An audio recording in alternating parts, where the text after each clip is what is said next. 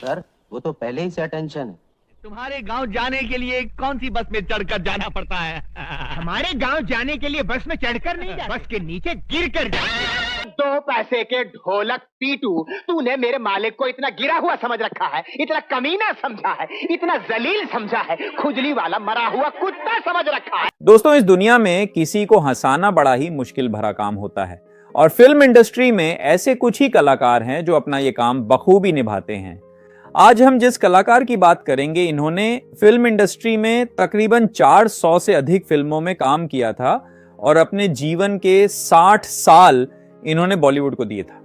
पर आज साल 2025 में ये कलाकार कहां और किस हाल में है, ये बहुत कम ही लोग जानते हैं।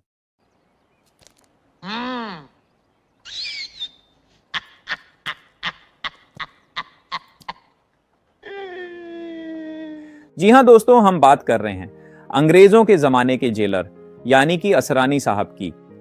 फिल्म शोले का ये डायलॉग तो आप सभी ने सुना होगा, हम अंग्रेजों के जमाने के जेलर हैं। और ये डायलॉग सुनते ही आपके चेहरे पर मुस्कान भी आ गई होगी। असरानी साहब का नाम आते ही उनके अनोखे अंदाज और कॉमिक टाइमिंग की यादें ताजा हो जाती हैं।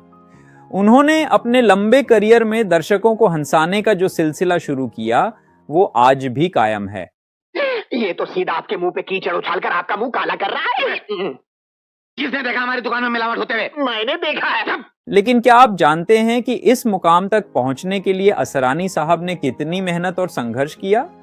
आइए इस शानदार कलाकार की जिंदगी की पूरी कहानी जानते हैं कि कब और कैसे इन्होंने फिल्म इंडस्ट्री में अपना सफर शुरू किया था। आखिर जया बच्चन जी से इनका क्या रिश्ता है और आज ये कहां और किस हाल में है? तो बस बने रहिए हमारे साथ इस छोटी सी वीडियो के आखिर तक और हमारे चैनल बॉलीवुड बायो को सब्सक्राइब करना बिल्कुल भी ना भूले। मगर तू आज किस खुशी में सो रहा है? हफ्तों गुजर गए रोटी का मुंह देखे हुए।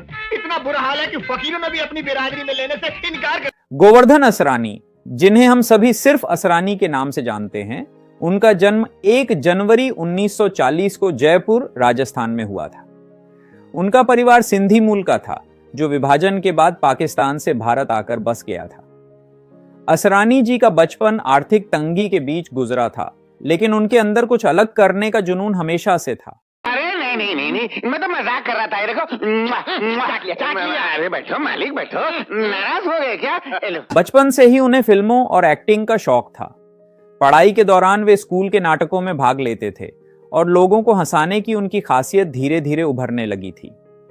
हालांकि उनके माता पिता चाहते थे कि वे कोई स्थिर नौकरी करें, लेकिन असरानी जी का मन कुछ और ही करने की चाहत रखता था।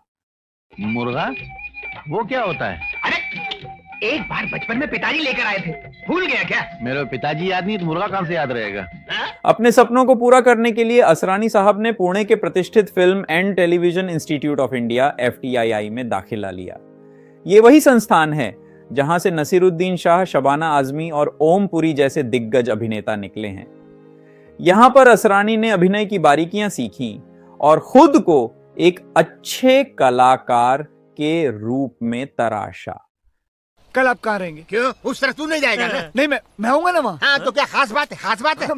अरे खास बात मतलब मुझे आपके देने ना 1,30,000 रुपए। खबरदार जो तूने 1960 के दशक में जब वे FTII में थे, तब राजेश खन्ना भी वहीं पढ़ाई कर रहे थे। राजेश खन्ना के साथ उनकी अच्छी दोस्ती हो गई, जो आगे चलकर उनके करियर के लिए फायदेमंद भी साबित हुई। असरानी जी ने बॉलीवुड में अपनी शुरुआत 1967 में आई फिल्म हरियाली और रास्ता से की थी।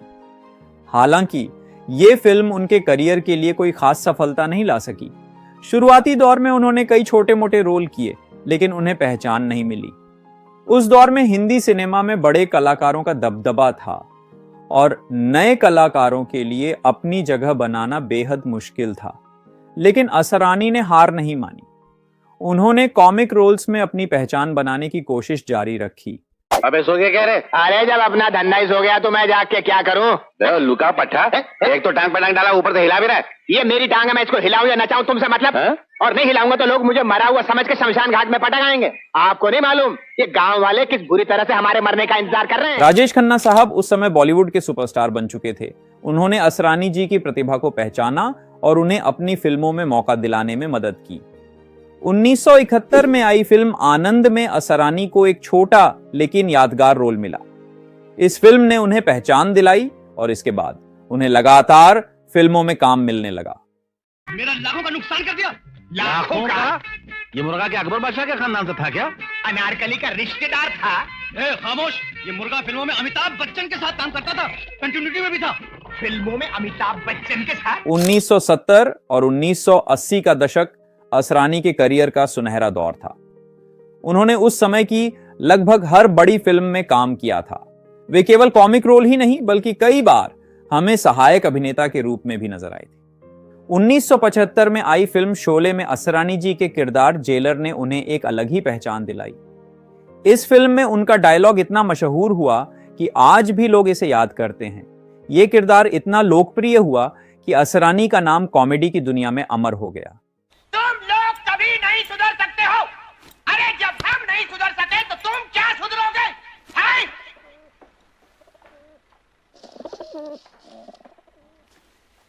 शोले के बाद उन्होंने एक से बढ़कर एक हिट फिल्मों में काम किया।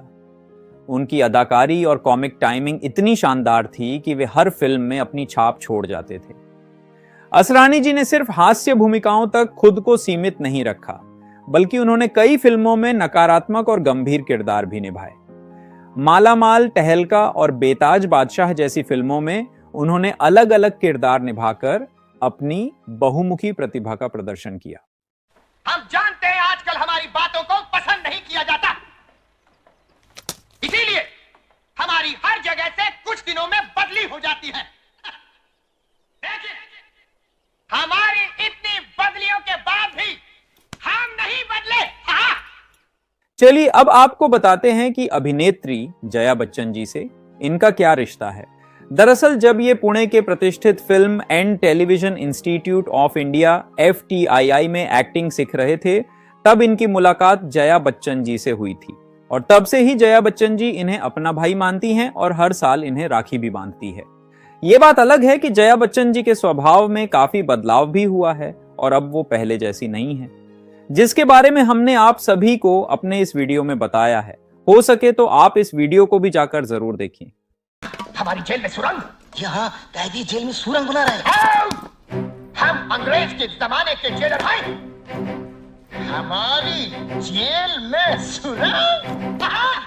असरानी साहब की शादी मंजू असरानी से हुई, जो खुद भी एक अभिनेत्री थी। दोनों की जोड़ी न केवल निजी जीवन में बल्कि कई फिल्मों में भी साथ नजर आई थी।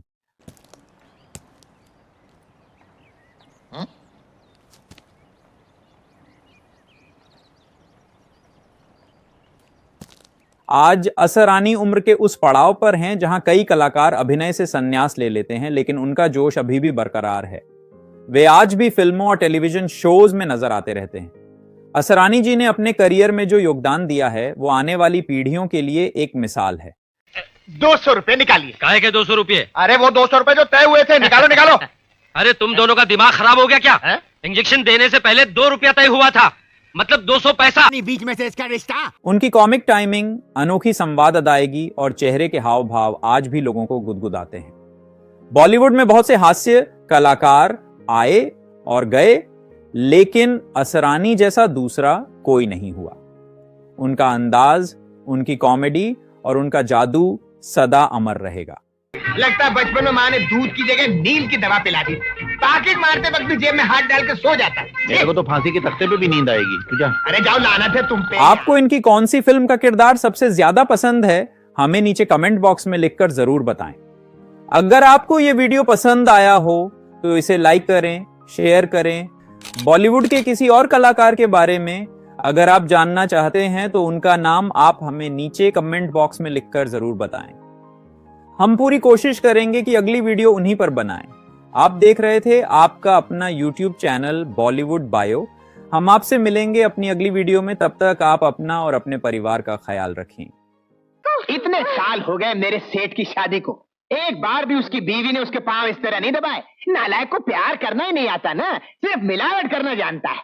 मक्खी चूस, कंजूस, उल्लू का पट्टा, कुत्ते सर, कुत्ते, भांति भांति के आवारा कुत्ते, दुम कटे कुत्ते, कान कटे कुत्ते, खुजली वाले कुत्ते, बिना खुजली वाले कुत्ते, पट्टे वाले कुत्ते, बिना पट्टे वाले कुत्ते, काटने वाले कुत्ते, भौंकने वाले कुत्ते। ओ सर, इन कुत्तों को कैसे पकड़ा है ये सिर्फ हम ही जानते हैं या फिर ये कुत्ते जानते हैं? वो सारे कैदी कहाँ हैं जो अंदर बंद थे? सर आपने कहा था कैदियों को छोड़ दो, कुत्तों को अंदर ले लो, क्योंकि कैदियों को तो हम फिर पकड़ सकते हैं, कुत्ते इम्पॉसिबल, यू टोल्ड मी। ये मैंने कहा। यस, मैंने कहा था। हाँ